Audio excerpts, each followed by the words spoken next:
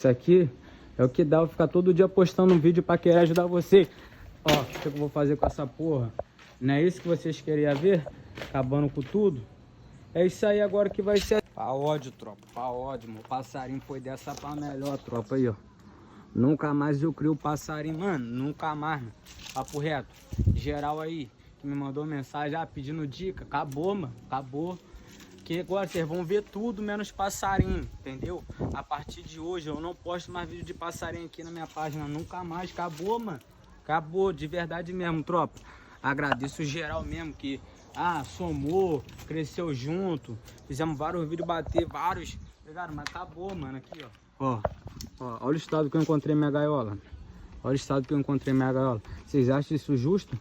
Tá ligado? Um cara que trabalha honestamente, todo dia tá aqui postando um vídeo, mostrando pra vocês o dia a dia, passo a passo, como é que faz. Vocês acham isso aqui uma coisa honesta?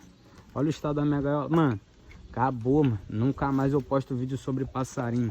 Vocês vão me ver falando aqui de loucura, festa, doideirada.